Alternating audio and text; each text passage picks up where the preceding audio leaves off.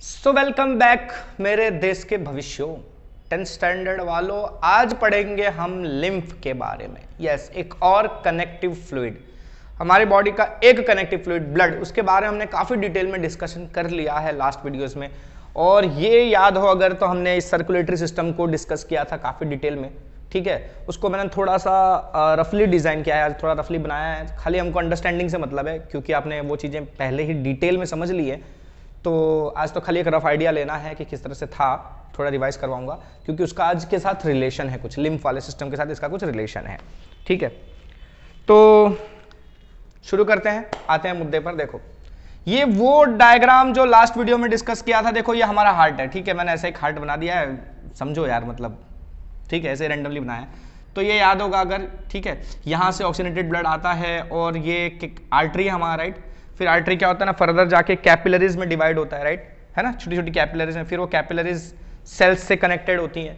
ठीक है, सेल्स क्या करते हैं, ब्लड में से ऑक्सीजन ले लेते हैं, अपना जो भी प्रोसेस किया है उन्होंने, उसमें जो कार्बन डाइऑक्साइड वेस्ट प्रोडक्ट बना है वो कार्बन डाइऑक्साइड वो वापस से ब्लड के अंदर रिलीज कर देते हैं। ठीक है, कैपिलरीज के थ्रू। फिर वो ब्लड यहाँ से जो कैपिलरीज हैं, जो डीऑक्सीनेटेड वाली कैपिलरीज हैं, वो सारी कंबाइन होकर ब्लड वेन्स बनाती है, राइट। और फिर वो वेन्स जाती हैं कहाँ, फर्दर फिर से हमारे हार्ट में, और फिर वो लंग का प्रोसेस ऊपर अलग। ठीक है, तो ऐसा ही कुछ वहां भी होता है। ठीक है, तो ये सारी चीजें हमने देख ली, ब्लड का इस तरह से काम चल रहा था। अब ये लिम्फ क्या है, तो देखो लिम्फ क्या है ना, बेसिकली समझो तो लिम्फ है कॉम्बिनेशन इन तीन चीजों का, plasma, protein and blood cell. अब हमारे ब्लड में ना प्लाज्मा होता है, राइट। तो प्लाज्मा जो लिक्विड पोर्शन है हमारे ब्लड का, मैंने पहले बताया था, राइट। तो जो लिक्विड पोर्शन है उसके अंदर हमारे जो सेल्स होते हैं ना, ब्लड सेल्स वगैरह होते हैं, वो सस्पेंडेड फॉर्म में होते हैं, ये डिस्कस किया था हमने। तो वो जो सेल्स को छोड़ दिया जाए तो जो liquid portion, that is plasma. ठीक है, अब होता क्या है कि ये हमारी एक ब्लड कैपिलरी है। ठीक है, कैपिलरी, ठीक है, जो पतली वाली होती है। ठीक है, उन कैपिलरीज में ना छोटे छोटे पोर्स होते हैं, छोटे छोटे होल्स होते हैं। ठीक है, अब ये जो छोटे छोटे पोर्स है ना, इन पोर्स में से हमारे ब्लड का जो प्लाज्मा है वो थोड़ा थोड़ा लीक हो जाता है, पूरा का पूरा नहीं, थोड़ा थोड़ा अमाउंट में प्लाज्मा वहां से लीक होता है। अब छेद है तो ऑफकोर्स लीक होगा। ठीक है, तो इस छेद से प्लाज्मा लीक करके बाहर आ जाता है, थोड़ा बहुत प्रोटीन, थोड़ा बहुत अमाउंट में प्रोटीन भी उसके साथ बाहर आ जाता है, और कुछ जो छोटे छोटे सेल्स है, बहुत छोटे छोटे ब्लड सेल्स हैं, वो भी उसके साथ थोड़ा बहुत लीक होकर बाहर आ जाते हैं। जो बड़े बड़े सेल्स हैं, आरबीसी वगैरह जो है, आरबीसी याद है ना हमारा, रेड ब्लड सेल, वो मेन जो हमारे ब्लड का कलर रेड है वो उसी की वजह से, राइट। आरबीसी, उसके अंदर हीमोग्लोबिन वगैरह हमने डिस्कस किया था। तो आरबीसी जो होता है उसका साइज बड़ा होता है। ठीक है, वो आरबीसी इस होल के थ्रू पार नहीं कर सकता। ठीक है, वो बहुत छोटे से होल से, वहां से प्लाज्मा जा सकता है, बाकी कुछ छोटे छोटे सेल्स जा सकते हैं, थोड़े बहुत प्रोटीन जा सकते हैं, पर आरबीसी को वहां से जाने के लिए जगह नहीं है, तो आरबीसी उसमें नहीं जाएगा। अब आरबीसी नहीं जाएगा तो हीमोग्लोबिन नहीं जाएगा, मतलब वो ब्लड जो प्लाज्मा इधर गया है वो रेडिश कलर का नहीं होगा। ठीक है, आपके ब्लड का कलर ही रेड आरबीसी की वजह से है। तो ये जो कलरलेस फ्लूइड है, ठीक है, जिसमें प्लाज्मा, प्रोटीन और कुछ ब्लड सेल्स हैं, ठीक है, इस कलरलेस फ्लूइड को हम क्या कहते हैं, लिम्फ। क्या कहते हैं, ये कलरलेस, ऑलमोस्ट कलरलेस होता है, कलरलेस फ्लूइड। ठीक है, इसे हम कहते हैं लिम्फ, जिसमें ये तीन चीजें प्रेजेंट होती हैं। लिम्फ का मतलब ही होता है वाटर लाइक। क्या होता है, वाटर लाइक, कि पानी जैसा, ट्रांसपेरेंट ऑलमोस्ट। ठीक है, कलरलेस। ठीक है, तो ये हमारा लिम्फ, समझ में आ गया लिम्फ क्या है, पक्का। जो प्लाज्मा, कुछ अमाउंट ऑफ प्लाज्मा, प्रोटीन और कुछ ब्लड सेल्स हमारे ब्लड कैपिलरीज में छोटी छोटी जो पोर्स हैं वहां से लीक करके सेल्स के बीच में आ जाते हैं। ये जो सेल्स बताए मैंने, ठीक है, सेल्स ही कैपिलरीज के थ्रू कनेक्टेड होते हैं, और वहां पर एब्जॉर्प्शन का प्रोसेस और वापस से जो डिफ्यूजन के थ्रू ऑक्सीजन का एब्जॉर्ब होना या कार्बन डाइऑक्साइड का वापस से रिलीज होना उस ब्लड कैपिलरी में, ये सारा प्रोसेस सेल और कैपिलरीज के बीच में होता है, राइट। तो सेल्स के बीच में कुछ कुछ गैप्स होती हैं जिनको हम इंटरसेल्युलर स्पेस कहते हैं। क्लियर है, ये सेल्स वगैरह, सेल्स के बीच में कुछ गैप्स हैं। ठीक है, तो यहां से ये कैपिलरीज में से जो ये चीजें लीक करेंगी वो इन गैप्स में भर जाएंगी आके। ठीक है, ये सारी चीजें जो लीक करके आएंगी ये पूरी यहां पर भर जाती हैं, सेल्स के बीच में जो गैप है वहां पर।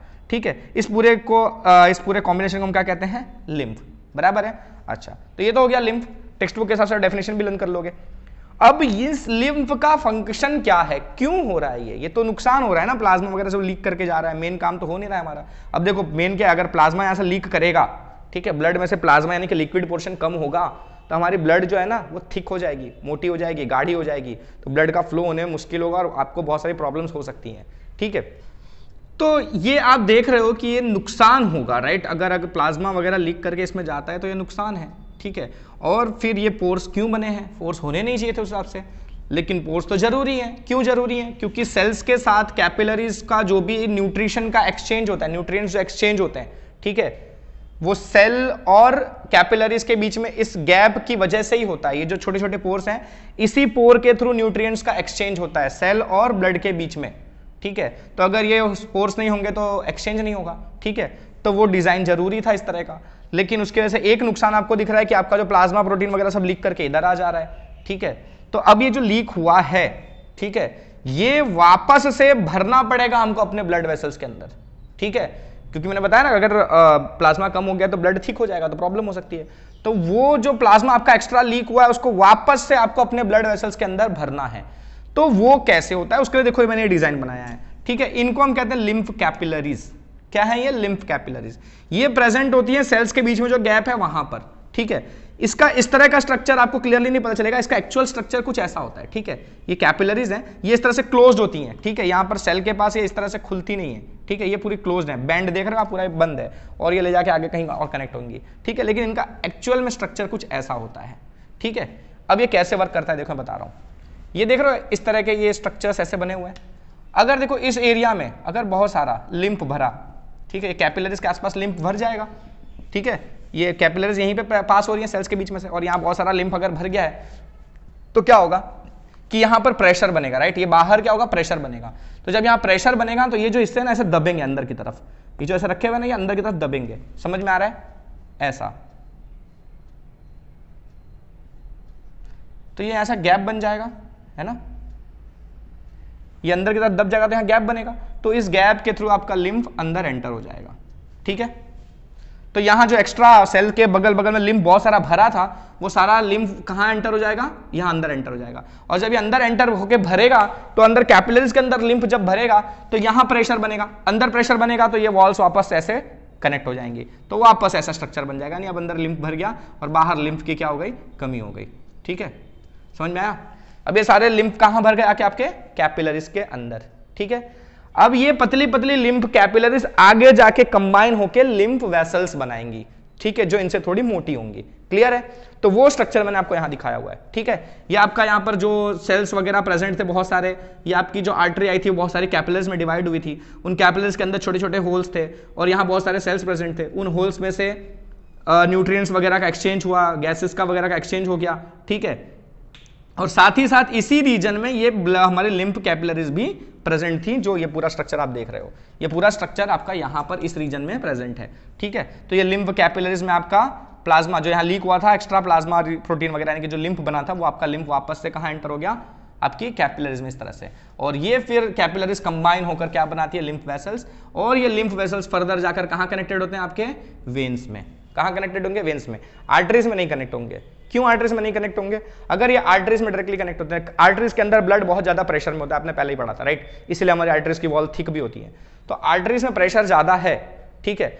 तो अगर ये आप वेसल्स यहां कनेक्ट करते हो तो उस प्रेशर की वजह से आपका जो लिम्फ है ना वो बैकफ्लो होगा, ठीक है। आर्टरी में एंटर नहीं हो पाएगा। आर्टरी में ज्यादा प्रेशर है तो उल्टा इसी तरफ आके वापस यहां भर जाएगा, ठीक है। तो वो चीज ना हो, इसीलिए हम यहाँ पर इसको कहाँ कनेक्टेड है? ये हमारे वेन्स में कनेक्टेड है, यहाँ पर प्रेशर कम होता है। तो ये पूरा लिम्फ आपका यानी कि फिर से पूरा का पूरा प्लाज्मा आपका ब्लड वेसल के अंदर एंटर हो गया। क्लियर है? तो जो आपका एक्सेस यहाँ पर प्लाज्मा का लूज हो रहा था वो अंदर चला गया।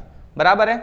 अच्छा, ये तो आपने एक समझ लिया कि जो इस डिजाइन की वजह से हमको जो कुछ नुकसान होने वाला था वो नुकसान की रिकवरी कर दी इस लिम्फ वेसल ने या लिम्फ कैपिलरीज ने, बोलो, ठीक है। अब इसके साथ इसका एक फायदा भी है थोड़ा। क्या फायदा है देखो बता रहा हूं। हमने पढ़ा था इंटेस्टाइन्स के अंदर फैट्स का डाइजेशन होता है, राइट, और वो वहां से फैट्स एब्जॉर्ब हो जाते हैं। बराबर है? अच्छा, अब जो फैट्स हमारे क्रिएट हुए हैं, ठीक है, वो फैट्स बड़े बड़े होते हैं, ठीक है।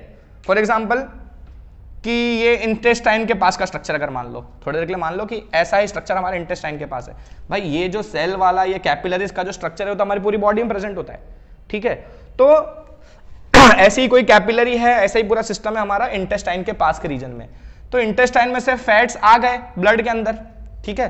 ब्लड वगैरह के अंदर जो फैट्स वगैरह आते हैं हमारे, वो कैसे आएंगे? ठीक है, फैट्स कैसे आएंगे? देखो ये जो कैपिलरी है, ठीक है, ये कैपिलरी का गैप बहुत छोटा है। अगर फैट है, फैट्स बड़े बड़े साइज के होते हैं, फैट का साइज जो होता है ना बड़ा होता है, वो फैट इस कैपिलरी में एंटर नहीं हो सकता। समझ में आया? आपने पढ़ा था इंटेस्टाइन में, वहां जब फैट डाइजेस्ट होता है फिर वो फैट जाता है कहां, ब्लड में, ठीक है। तो वो फैट डायरेक्टली ब्लड में नहीं जाएगा, ठीक है। वो फैट को ब्लड में पहुंचाने के लिए काम आएंगे हमारे लिम्फ वेसल्स। कैसे?